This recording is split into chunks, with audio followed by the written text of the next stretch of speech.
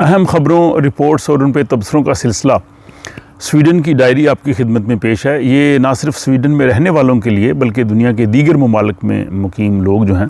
ان کے لیے بھی یکساں دلچسپی کا باعث ہوگا، کیونکہ اس میں سائنسی اور طبی تحقیق کے حوالے سے بھی خبریں شامل ہیں کہ مثلاً بچوں کے کینسر کے علاج کے حوالے سے جو نئی پیش رفت ہے، اور کیا ہمیں کرونا وائرس کی اب تیسری ڈوز کی بھی ضرورت ہوگی، تو یہ سب کچھ اس میں شامل ہے۔ یہاں پہ میں آپ تمام احباب کا بہت شکریہ ادا کرتا ہوں جو آپ ان ویڈیوز کو پسند کرتے ہیں، ان پہ کومنٹس کرتے ہیں، اپنے سوالات بھیجتے ہیں اور اسے لائک کرتے ہیں اور دوسروں سے شیئر کرتے ہیں۔ تو آپ سے یہی گزارش ہے کہ اس ویڈیو کو لائک کیجئے اور اپنے کومنٹس بھی دیجئے، اور پسند آئے تو احباب سے شیئر بھی کیجئے۔ اب ہم چلتے ہیں ان اہم خبروں اور رپورٹس کی جانب، اور سب سے پہلے یہ کہ کیا آپ کسی شخص کو کریمنل کہہ سکتے ہیں یا سوشل میڈیا پہ کسی کے حوالے سے ایسا لکھ سکتے ہیں؟ اگر ایسی بات ہو بہت محتاط رہیے، کیونکہ سویڈن میں یہاں جو کرسچن ڈیموکریٹ پارٹی کی سربراہ ہیں ایبا بش، وہ ایک گھر خرید رہی تھیں، اور جس عمر رسیدہ شخص سے وہ گھر خریدنا چاہ رہی تھیں ان کے ساتھ ان کا کچھ تنازع پیدا ہوا، اور پھر اس شخص نے ایک وکیل کی خدمات حاصل کی تاکہ وہ ایبا بش جو ہیں ان سے وہ بات کر سکیں۔ تو جب اس وکیل نے ان سے بات چیت شروع کی، یا وہ وکیل درمیان میں آیا، تو ایبا بش نے اپنے سوشل میڈیا اکاؤنٹ پہ اس شخص کے لیے بروتسلیگ یعنی کرمنل کا لفظ لکھا کہ یہ وکیل کرمنل ہے۔ اب بات اور بڑھ گئی، اور جب یہ بات آگے بڑھی تو تحقیقات کی گئیں، اور ایبا بش جو ہے انہیں 60,000 کرون ہرجانہ اس وکیل کو دینا پڑا۔ ایبا بش نے کہا جی کہ میں معذرت خواہ ہوں کہ میں نے یہ لکھا ہے، لیکن میں سمجھتی ہوں کہ میں نے کوئی بڑا قصور نہیں کیا، لیکن جو اتھارٹی تھی جس نے تحقیقات کی، اور یہاں پہ انصاف کا نظام آپ دیکھ سکتے ہیں کہ بڑے سے بڑا آدمی بھی اس سے بچ نہیں سکتا، اور ایبا بش کو 60,000 سویڈش کرون کا ہرجانہ وہ بہتان لگانے پہ دیا گیا، اور بلکہ انہوں نے بعد میں ایبا بش نے اعتراف کیا کہ میں نے یہ ایک غلط الزام اور بہتان پہ لگایا تھا۔ تو اس حوالے سے محتاط رہنے کی بہت ضرورت ہے۔ گزشتہ ہفتے بدھ کو سویڈن میں ایک افسوسناک واقعہ پیش آیا۔ سویڈن کے دوسرے بڑے شہر گوتھنبرگ کے علاقے بسکوپس گارڈن جو ہے، وہاں ایک شخص جو پولیس والا تھا، اس 30 سالہ شخص، وہ نامعلوم شخص کی گولی کا وہ نشانہ بنا اور وہ جاں بحق ہو گیا۔ اس کے بعد پورے ملک میں پولیس نے اس کے لیے اظہار افسوس کیا، اور اب پولیس نے وہاں پہ ایک 17 سالہ شخص کو گرفتار کیا ہے، جس پہ شبہ ہے کہ اس کی وجہ سے وہ پولیس والا جو ہے وہ جاں بحق ہوا ہے، اور جو پروسیکیوٹر ہے اس نے کہا ہے کہ مزید گرفتاریاں بھی ہوں گی۔ ابھی تک جو تحقیقات ہے اس میں یہ بات سامنے آئی ہے کہ جان بوجھ کے اس کو قتل نہیں کیا گیا، شاید قاتل کسی اور کو نشانہ بنانا چاہتا تھا، لیکن جو ہے اس کا نشانہ یہ 30 سالہ پولیس کا نوجوان جو ہے وہ بن گیا، اور اس نوجوان کے لیے یہاں سویڈن میں جو ہے وہ امدادی رقوم بھی اکٹھی کی گئی ہیں، اور 2 ملین سویڈش کرون یعنی 2 لاکھ یورو کے برابر رقم جو ہے اس کے لیے اکٹھی گئی ہے۔ پولیس والے نے کہا ہے کہ ہم اسے واپس تو نہیں لا سکتے، لیکن ہم اپنی طرف سے اس کے لیے کم از کم یہ کچھ کر سکتے ہیں۔ کرونا وائرس کے حوالے سے جو صورتحال ہے یہاں سویڈن میں، وہ کافی حوصلہ افزا ہے۔ اس کا پھیلاؤ کافی رک رہا ہے، اور کیسز کی تعداد میں رفتہ رفتہ جو ہے وہ کمی واقع ہو رہی ہے۔ اس لیے یہاں پہ اب ریلیکسیشن کی گئی ہے ان رولز کے حوالے سے، اور یہاں پہ جو ایک نیا ڈیلٹا وائرس جو بنیادی طور پر بھارت سے دنیا میں پھیلا ہے،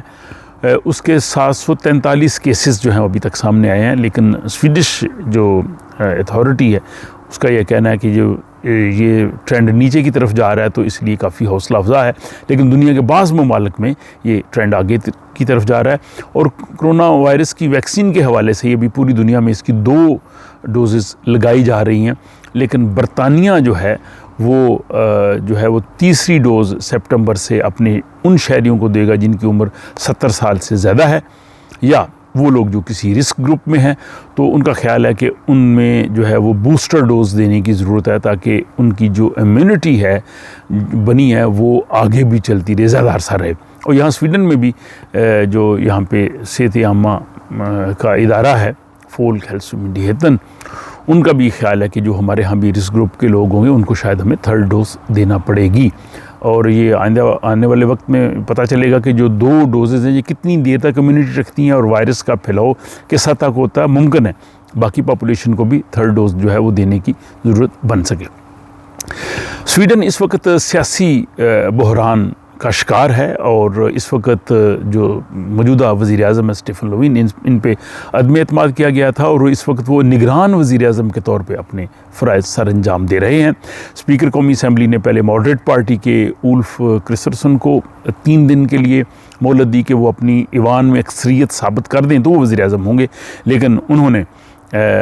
ساری کوشش کے باوجود اسپیکر کو یہ مطلع کیا کہ وہ سمجھتے ہیں کہ ان کو ایوان سے اعتماد کا ووٹ نہیں مل سکے گا، اس لیے انہوں نے اس کو جو ہے وہ اس دور سے وہ نکل گئے، اور پھر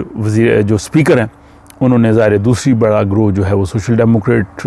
کے ساتھ ان کے اتحادی ہیں، تو اب ان نے جو ہے وہ اسٹیفن لووین کو یہ جو ہے وہ ٹاسک دیا ہے کہ پیر کے روز تک وہ انہیں بتائیں کہ کیا ان کو اسمبلی میں اکثریت مل سکتی ہے۔ بظاہر یہ مشکل کام نظر آ رہا ہے، کیونکہ حال ہی میں بلکہ آج ہی جو لیفٹ پارٹی کی سربراہ ہیں انہوں نے کہا جی کہ ہم شاید سوشل ڈیموکریٹ کی اس طرح سے حمایت نہیں کریں گے، کیونکہ وہ آلریڈی جو ہے وہ سینٹر پارٹی کے ساتھ جا رہی ہے، اور اس طرح سے ان کے منشور کے حوالے سے تنازعات ہیں، آئندہ بجٹ کے حوالے سے تنازعات ہیں، اور بعض لوگوں کا خیال ہے کہ اس وقت وینسر پارٹی جو ہے وہ پرانی سوشل ڈیموکریٹ کی جگہ لینا چاہ رہی ہے، اور وہ ان ایشوز کو آگے لے کے جا رہی ہے۔ بہرحال یہ یہاں پہ جو کہہ لیں کہ حکومت سازی ہے وہ اس کی طرف سب کی نظریں ہیں، اور اس کا اثر جو ہے وہ یہاں کے دفتر روزگار کے بعض فیصلوں پہ پڑ رہا ہے۔ انہوں نے کچھ فیصلے کرنے تھے، لیکن یہاں پہ چونکہ اس وقت حکومت اس طرح سے موجود نہیں ہے، جس طرح سے کم تنخواہ کے لیے یورپی یونین نے ان کو کہا ہے کہ وہ اس پہ فیصلہ کریں، کچھ اور ان کے ڈیسیژنز تھے، تو اس لیے وہ بھی جو ہے وہ انتظار کر رہے ہیں کہ نئی حکومت آئے، وہ گائیڈ لائنز دے جن کی روشنی میں وہ اپنی یہ فیصلے کر سکیں۔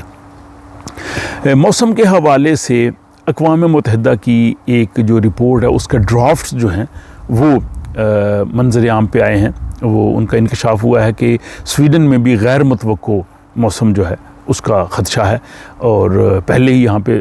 جو موسم سرما ہے وہ کافی تاخیر سے جو ہے وہ شروع ہوا ہے، پھر ماضی میں بارشیں وغیرہ بھی زیادہ ہوئی ہیں، تو اب بھی یہ خدشہ ہے کہ آئندہ مستقبل میں بھی اس طرح سے نہ ہو، بلکہ آئندہ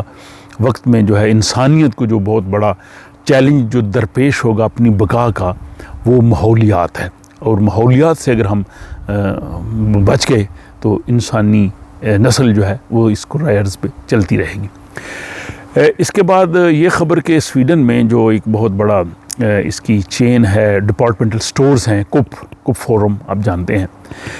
ان پہ کل ہفتے کے روز ہیکرز نے حملہ کیا اور ان کا سسٹم جو ہے وہ ہیک کر لیا، جس کی وجہ سے 2 روز سے پورے سویڈن میں ان کی 800 جو دکانیں ہیں ڈپارٹمنٹل سٹور ہیں وہ بند ہیں، اور انہوں نے کسی امریکن فرم کی خدمات حاصل کی تھی، لیکن ہیکرز نے اس سسٹم کو ہیک کر لیا ہے، اور انہوں نے مطالبہ کیا کہ ہمیں کافی رقم دی جائے تاکہ ہم آپ کے اس سسٹم کو چھوڑیں۔ آپ دیکھیں کہ یہ کمپنی کس حد تک اس صورتحال سے نکلتی ہے، لیکن 2 روز سے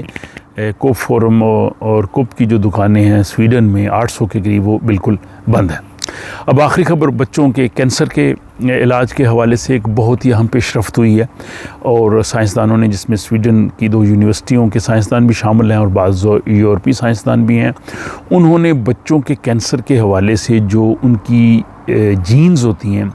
ان میں ہونے والی تبدیلیوں کا مشاہدہ کیا ہے، اور ان تبدیلیوں کو انہوں نے نوٹ کیا ہے، اور ان کی بنیاد پہ اب بچوں کے بعض کینسر جو ہیں ان کا علاج کافی آسان ہوگا۔ یہ بڑی ہی جو ہے وہ اہم پیش رفت ہے، اور دعا کرتے ہیں کہ اس میں مزید جو بیماریاں انسان کو لاحق ہیں ان کا علاج بھی سامنے آ سکے۔ تو یہ تھا آج کا یہ سارا بلیٹن جو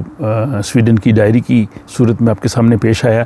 اگر آپ کو پسند آئے تو اپنے دوست احباب سے اسے شیئر بھی کیجیے، اس پہ لائک بھی کیجیے، اور اس پہ کمنٹس بھی کیجیے، اور اگلی ویڈیو تک مجھے دیجیے اجازت۔